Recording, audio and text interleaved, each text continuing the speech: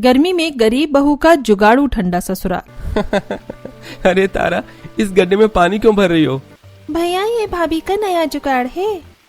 अरे तारा, क्या तुम्हारी भाभी इस गड्ढे में पानी भरकर मछली पालने वाली है? तारा घर के सामने किए हुए गड्ढे में पानी भर रही थी। उसका घर काफी अलग तरह का था। छत पर मिट्टी लगी हुई थी और उस पर 5-6 मटके रखे हुए थे। घर की दीवार ईंट की थी, लेकिन उस पर सफेद मिट्टी लगी हुई थी। खिड़कियों पर पर्दे की जगह मिट्टी के मटके थे। कद्दू और मनी प्लांट के पौधों के पत्ते ने पूरे घर के दरवाजे को छोड़कर बाकी हिस्सों को घेर रखा था। रोहन रानी का मजाक उड़ा रहा था, तभी पार्वती घर से निकलती है। रोहन तो मेरी जुगाड़ू बहू का मजाक क्यों बना रहा है? अरे वो माँ, वो तो चुप कर।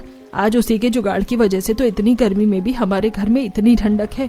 अगर वो ना होती तो इस भीषण गर्मी में भुट्टे की तरह पक गए होते। पार्वती ऐसा क्यों कह रही थी? उसकी बहू ने ऐसा क्या जुगाड़ किया था? पार्वती का घर इतना अतरंगी क्यों था और तारा घर के सामने बड़ा गड्ढा करके उसमें पानी क्यों डाल रही थी? जानने के लिए कहानी में पीछे चलते हैं। रानी, मुझे माफ कर दो। मैं तुम्हारे साथ अब और नहीं रह सकता। मेरी सरकारी नौकरी नहीं निकली, मैं एग्जाम में फेल हो गया। रोहन, क्या तुम सिर्फ एक नौकरी के भरोसे बैठे थे?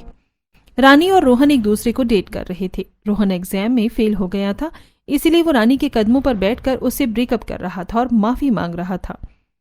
हाँ रानी, मुझे लगा था कि अगर नौकरी में निकल जाएगी तो मैं तुम्हारे पापा से हमारी शादी की बात करूंगा, लेकिन मैं नहीं कर पाया।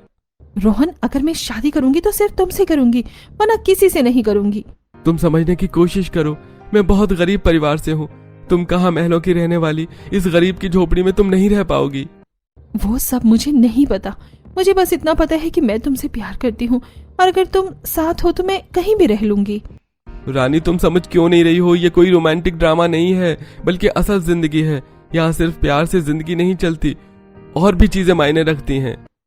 रोहन, अगर तुम मुझसे शादी नहीं करोगे तो मैं घर छोड़कर चली जाऊंगी या फिर खुद को कुछ कर लूंगी।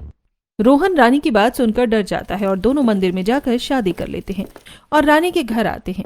रोहन ने टी-शर्ट और जीन्स पहनी थी। रानी भी जीन्स टॉप में थी। उसकी मांग में सिंदूर, गले में मंगलसूत्र और वरमाला थी। रोहन और रानी जैसे ही रानी के घर जाते हैं वैसे ही। रानी, ये सब क्या है? तुमने शादी कर ली? तुम्हारी हिम्मत कैसे हुई बिना बताए शादी करने की?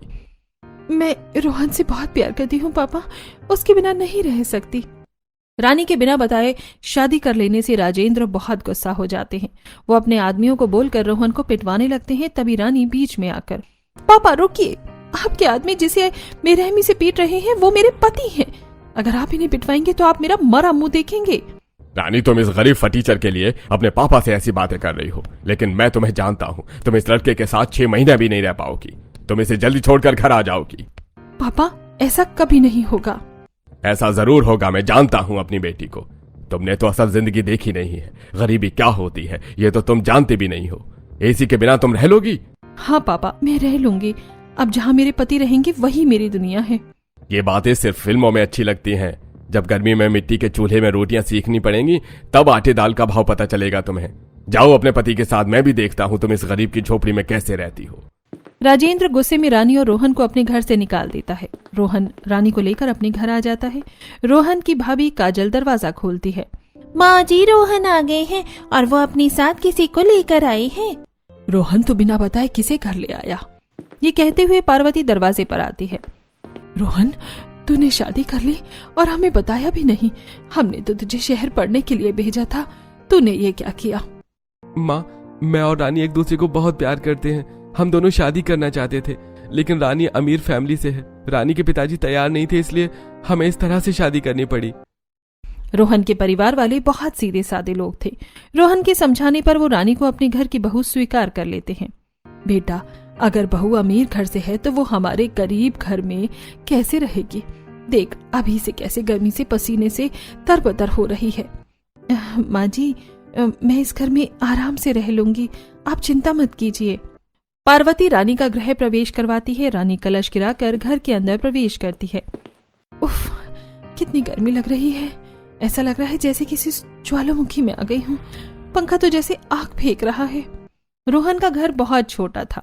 उसके घर की दीवारें जगह जगह से फटी हुई थी और उसकी छत टीन की थी। टीन की छत होने की वजह से उसका घर बहुत गर्म हो जाता था। रानी को गर्मी में परेशान देखकर, रानी, तू कपड़े चेंज करके कुछ हल्के कपड़े पहन ले, रात बहुत हो गई है, सो जा। पार्वती की बात सुनकर रानी तारा के कपड़े पहनती है और जैसे तैसे गर्मी में सोने की कोशिश करती है। ये बिस्तर कितना गर्म है, इसमें सोकर लग रहा है जैसे अंगारों में सो रही हूँ। मेरी पीठ जल रही है। रानी, मैं जानता हूँ तुम्हें अपने मखमली बिस्तर में एसी के हवा में सोने की आदत है, लेकिन इस घर में तो तुम्हें यही बिस्तर मिलेगा।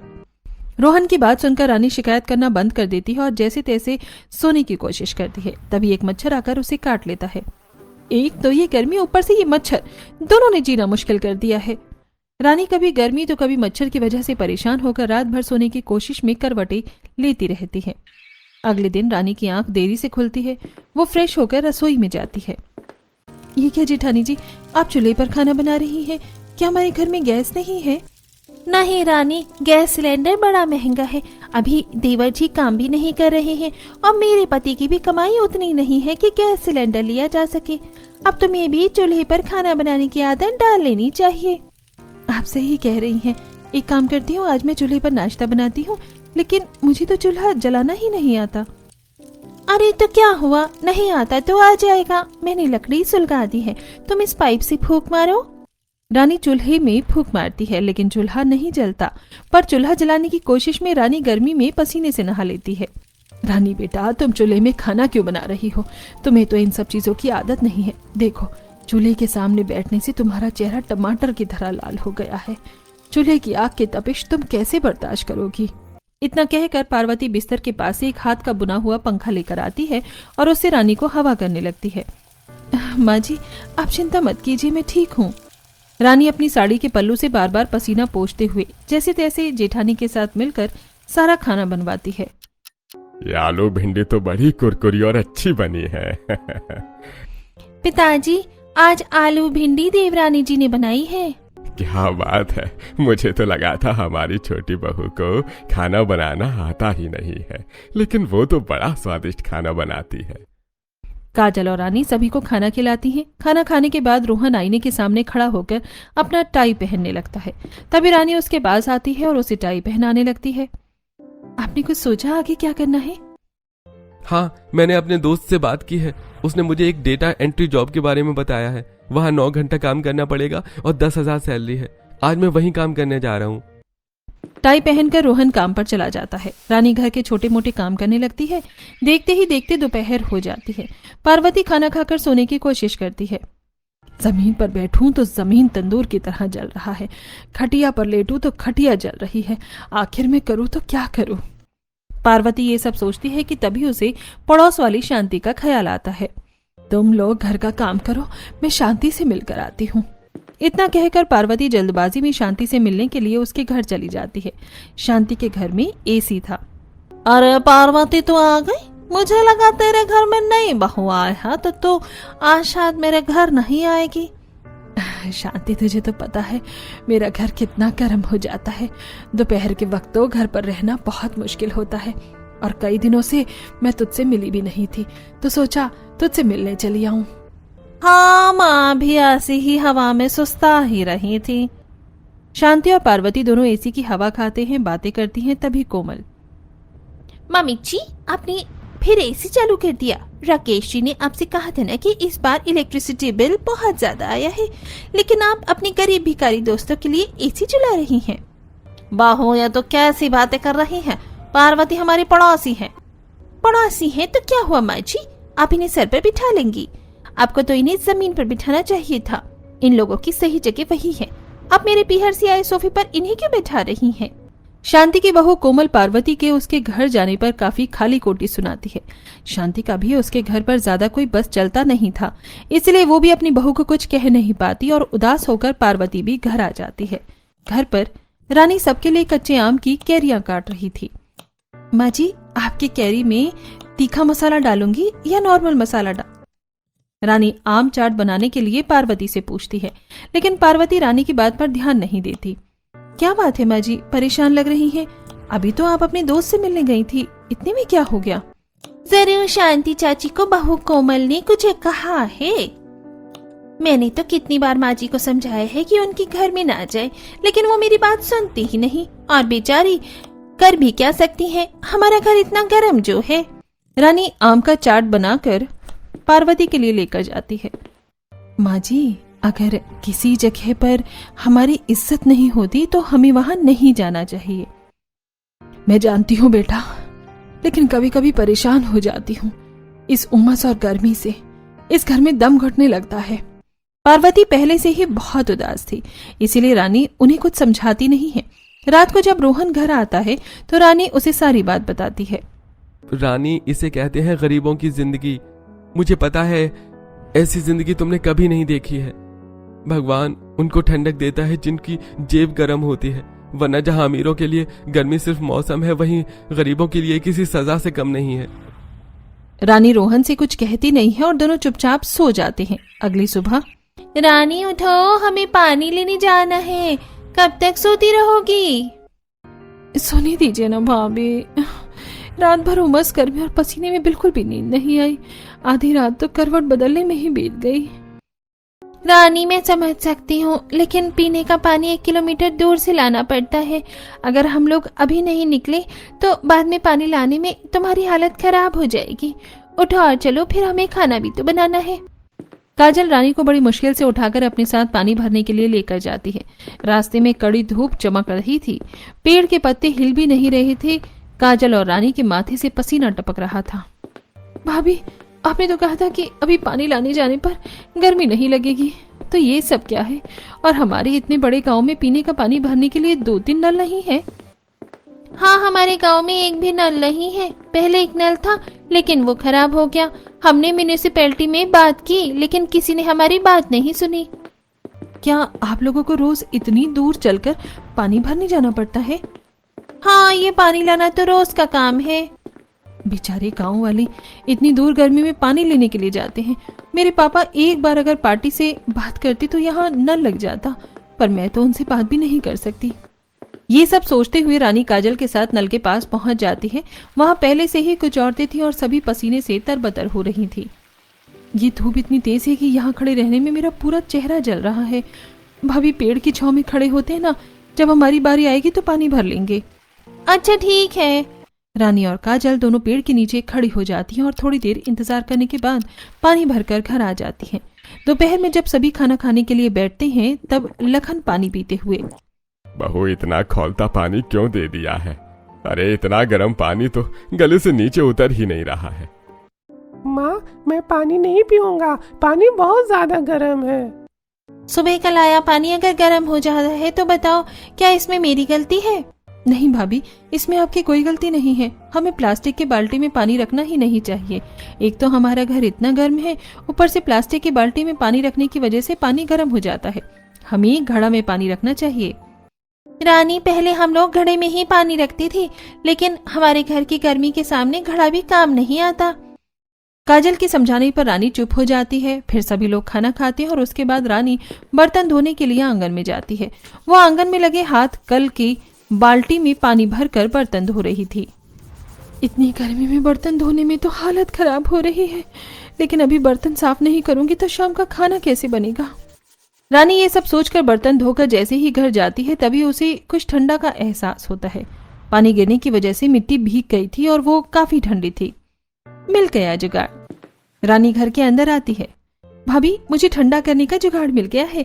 अगर हम मिट्टी के घड़े में पानी भरकर उसमें जूट का कपड़ा लपेटकर उसे भिगो दें और उस मटके को गड्ढे खोदकर जमीन के अंदर रख दें तो ये देसी फ्रिज बन जाएगा। बस इसमें मुझे आपकी मदद चाहिए। मैं तुम्हारी मदद करने के लिए तैयार हूँ। रानी और काजल दोनों मिलकर घर के अंदर ही एक छोटा सा गड्ढा खोदती है। फिर रानी मटके में पानी भरकर उसे गीली जूट की बोरी से लपेटकर गड्ढे में रख देती है। थोड़ी देर बाद पार्वती घर आती है।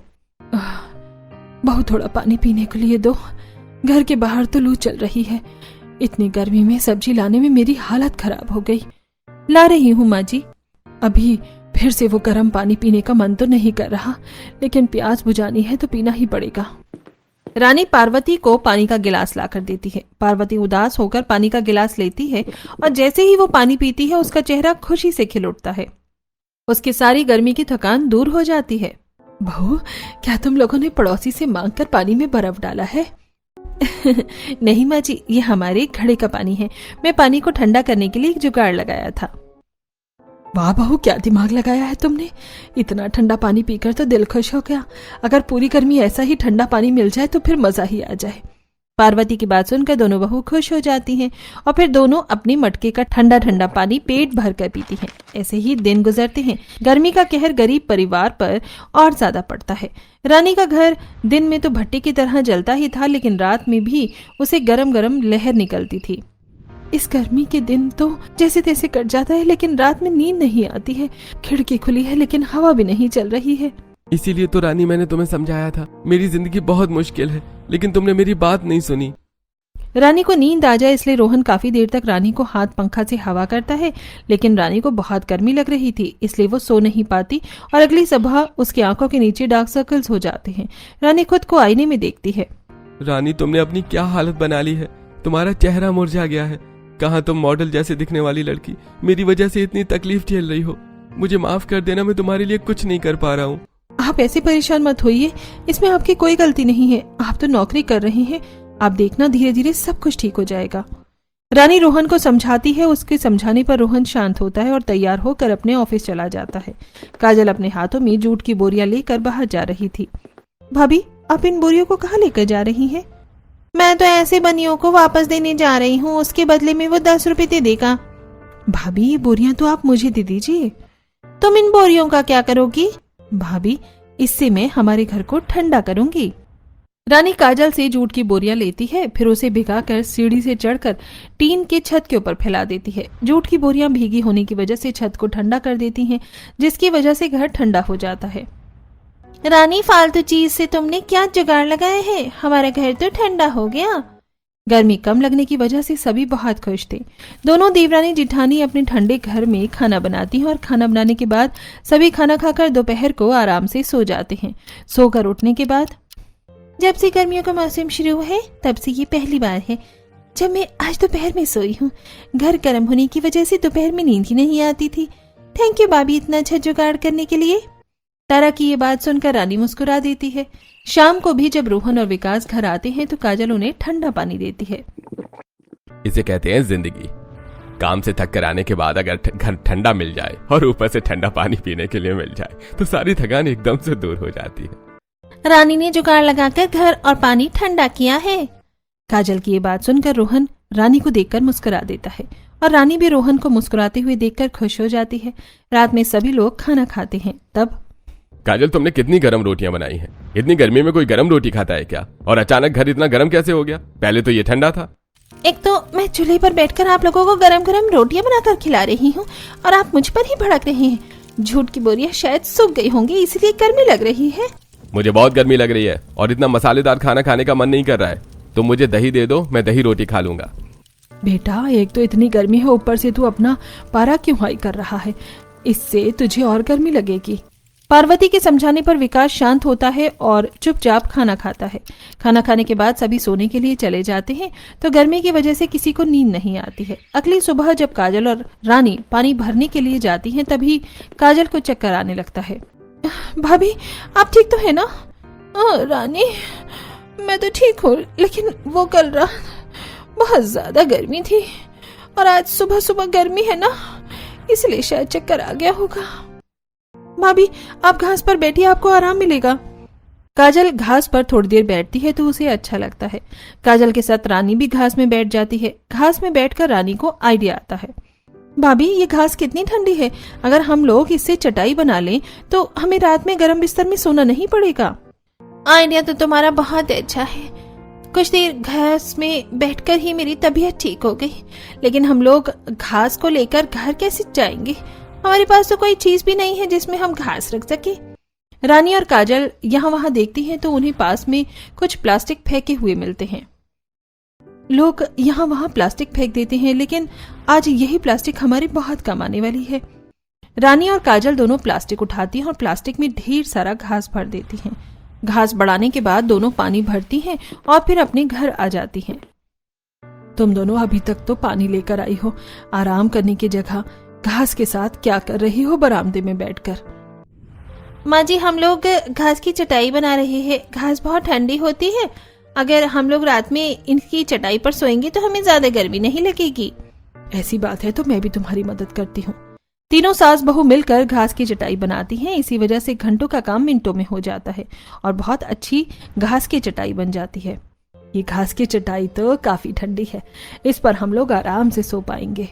दोपहर के समय सभी औरतें और रौनक खाना खाकर घास की चटाई में सो जाते हैं। चटाई ठंडी होने की वजह से थोड़ी देर के लिए सबकी आंखें लग जाती हैं। तभी काजल, माँ, दरवाजा खोलो, मैं कुछ लेकर आया हूँ। अब ये विकास क्या लेकर आया है? पार्वती नींद में औंघाते हुए दरवाजे पर जाती है। विकास अपने साथ 2-3 केले के पेड़ लेकर आया था। अरे तू ये सब क्या उठा लाया रे? अरे कारखाने में बहुत सारे केले के पेड़ हैं, लेकिन अब मेरे कारखाने का मालिक उस जगह पर प्लांट लगवाने वाला है, तो उसने पेड़ काट दिया। उन पेड़ों में काफी सारे केले थे, तो मैं उन्हें घर ले आया। विकास की बात सुनकर काफी लोगों की नींद खुल जाती है और सभी घर के बाहर आ जाते हैं। अरे वाह, इतने सारे केले, केला खाने में तो बहुत मजा आएगा। बेटा, लाना था तो सिर्फ केला तो ले आता, पेड़ लाने की क्या जरूरत थी? माँ जी, जेठ जी ने बहुत अच्छा किया है। केले के पत्ते देखकर मुझे एक जुगाड़ आया है जिससे हम अपने घर को ठंडा कर सकते हैं। कैसे बहू? केले का पत्ता बहुत ठंडा होता है। अगर हम लोग घास का नेट बनाकर उसके ऊपर से केले का पत्ता रखकर उसे घर के अंदर छत पर लगा दें तो हमारा घर बिल्कुल भी गर्म नहीं होगा। माँ भी सही कह रही है। मैंने साइंस में केले के पेड़ के फायदे के बारे में काफी पढ़ा है। चलिए भाभी, हम लोग घास लेकर आते हैं। रुको, मैं भी तुम्हारे साथ चलती हूँ। काजल, रानी और तारा तीनों ढेर सारा घास लेकर आती हैं। फिर दोनों बहू सास ननद मिलकर घास का नेट बनाती हैं। नेट बनाने के बाद रानी उसमें केले का पत्ता रख देती है और उसे रस्सी की मदद से घर के अंदर छत पर कोने कोने में बांध देती है। हमारा ये जुगाड़ तो सच में काम कर गया। घर काफी ठंडा लग रहा है पहले से। रात में जब सभी सोते हैं सभी को काफी नींद अच्छी आती है, क्योंकि घास की चटाई और घर ठंडा हो जाने से सभी आराम से सो पाते हैं। अगले दिन रानी घर का काम कर रही थी। तब काजल भाभी, रानी भाभी, चली ना हम लोग नदी में जाकर नहाते हैं, बड़ा मजा आएगा। सारी औरतें जा रही हैं आज नदी में नहाने। मजा तो आएगा, चलो चलते हैं। दोनों बहू अपनी ननद के साथ नदी में नहाते हैं। अरे ये क्या, ये मिट्टी सफेद क्यों है? रानी, ये घास तरह की मिट्टी है। ऐसी मिट्टी सिर्फ हमारे गांव में ही मिलती है। इससे चौक बनाया जाता है जिससे बच्चे स्लेट में लिखते हैं ना। अच्छा, ये तो बहुत अच्छी चीज है। रानी, काजल और तारा तीनों नहाकर जब घर आती हैं तो देखती हैं कि कुछ लोग विकास का सहारा लेकर घर आ गए हैं। क्या हो गया इन्हें? बेहोश क्यों हो गए ये? विकास भैया धूप में कारखाने में काम कर रहे थे, अचानक उन्हें चक्कर आ गए। राजन एक दोस्त की मदद से विकास को उसके घर पर सुलाता है। आप लोग इतनी गर्मी में कैसे रहते हैं? शायद विकास भैया को लू लग गई है। मालिक ने कहा है जब तक उनकी तबीयत पूरी तरह ठीक नहीं होती वो काम पर ना आए। ऐसी तबीयत खराब होने से कोई एक्सीडेंट भी हो सकता है ना। इतना कहकर राजन चला जाता है। काजल रोहन के चेहरे पर पानी छिड़कती है। तारा, जल्दी से खिड़की खोल और रानी तू जाकर राशन की दुकान से गोंद, कतीरा और सब्जा नीड्स लेकर आ। ये लू भगाने के बहुत फायदेमंद होते हैं। तारा खिड़की खोलती है लेकिन उसे गर्म हवा आ रही थी। माँ, खिड़की खोलने का कोई फायदा नहीं है, खिड़की से गर्म हवा आ रही है। खिड़की से गर्म हवा आते देखकर काजल जूट की बोरियों को पानी में भिगाकर खिड़की में टांग देती है। अब खिड़की से ठंडी हवा आएगी।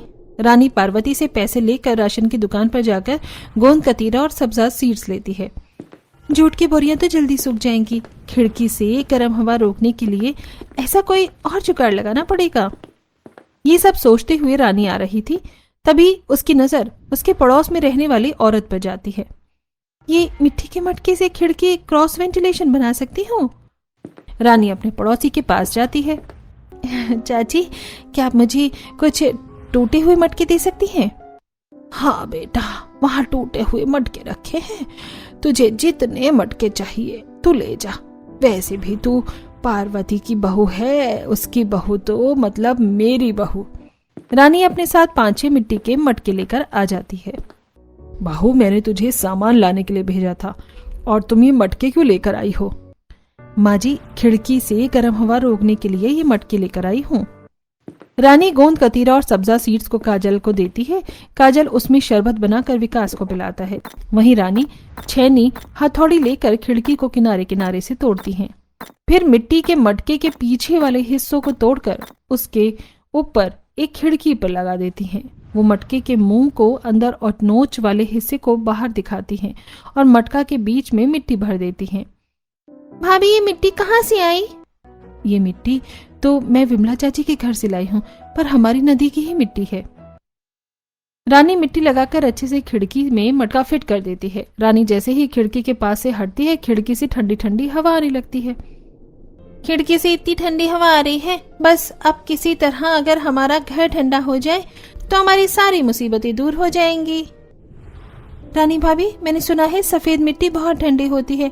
आप खिड़की में लगाने से वो इतनी ठंडी हवा दे सकती है, तो अगर हम ये मिट्टी घर में लगा दी तो पूरा घर ठंडा हो जाएगा। मेरी ननद तो काफी होनहार है, क्या आइडिया दिया है तुमने। चलो नदी के पास से मिट्टी लेकर चलते हैं। भाभी आप भी हमारे साथ चलिए, काम जल्दी हो जाएगा। तीनों नदी के किनारे कुदाल और लोहे का गमला लेकर जाती हैं। नदी के किनारे ठंडी हवा चल रही थी, लेकिन धूप बहुत तेज थी। इतनी कड़ी धूप में मिट्टी खोदने में तो हमारी हालत खराब हो जाएगी। तारा, ये बस एक बार की मेहनत है। एक बार ये जुगाड़ काम आ जाए तो फिर हमारा घर बर्फ की तरह ठंडा हो जाएगा, इसलिए हिम्मत मत हारो। तीनों मिलकर कड़ी धूप में नदी के किनारे से मिट्टी निकालकर गमले में रखती हैं और फिर गमले को उठाकर सर पर रखकर घर ले जाती हैं। धूप में मिट्टी लाकर तुम लोग थक गई होगी। एक काम करो, पहले गोंद कतीरा का शरबत पी लो, फिर बाकी का काम कर लेना। तीनों शरबत पीती हैं और फिर पूरे घर को मिट्टी लगाना शुरू करती हैं। तारा और काजल मिलकर घर के दीवारों में मिट्टी लगाती हैं और रानी छत पर मिट्टी की मोटी मोटी लेयर लगाती है। शाम तक तीनों अपना काम खत्म कर लेती हैं। रानी छत के ऊपर 7-8 मटके में पानी भरकर उसे केले के पत्ते से बांधकर उसमें छोटा सा छेद करके छत के ऊपर रख देती है। ये क्या कर रही हो? इस तरह मिट्टी ठंडी रहेगी। काम खत्म करके सभी नीचे जाती हैं। वो बचे हुए मटके में कद्दू के बीज और मनी प्लांट लगाती हैं। हर दिन रानी पौधों में पानी देती है, जिससे उनके बेल निकल आती है और वो दीवार पर फैल जाती है। राहुल के ससुराल के लोग उसे जुगाड़ से बहुत खुश थे। घर तो सचमुच बहुत ठंडा हो गया है। जुग जुग जियो मेरी बच्ची। रात में रोहन जब घर आता है तो खुशी से रानी को गले लगा लेता है। रानी मुझे माफ कर दो, मैंने कभी तुम्हारे प्यार को नहीं समझा। हमेशा तुम्हें यही कहा कि तुम इस गरीबी में कैसे रहोगी, लेकिन मैं गलत था। मुझे मेरी गलती समझ आ गई। प्यार सच्चा हो तो इंसान कहीं भी रह सकता है। क्या कह रहे हो जी? छोड़ो, सब देख लेंगे। रानी तुम्हें पता है, मेरे दोस्त की अभी अभी शादी हुई। वो भी हमारी तरह गरीब है और उसकी शादी गरीब घर की लड़की से हुई। लेकिन शादी के 1 हफ्ते बाद ही वो मेरे दोस्त को छोड़ के चली गई। लेकिन तुमने मेरा साथ कभी नहीं छोड़ा, उल्टा तुमने मेरे गरीब खाने को ठंडा कर दिया। रोहन की बातें सुनकर रानी मुस्कुरा देती है। तभी भैया क्या कर रहे हो आप? पिताजी देख रहे हैं। पिताजी का नाम सुनकर रोहन जल्दी से रानी को छोड़ देता है और सभी उस पर हंसने लगते हैं। रात में रोहन जब टी-शर्ट खोलकर सोने के लिए जाता है तब, ये आपके पीठ में क्या हुआ है जी? पता नहीं क्या हुआ है, बहुत खुजली हो रही है। शायद ये गर्मी में ऑफिस में इतनी देर बैठने की वजह से हुआ है।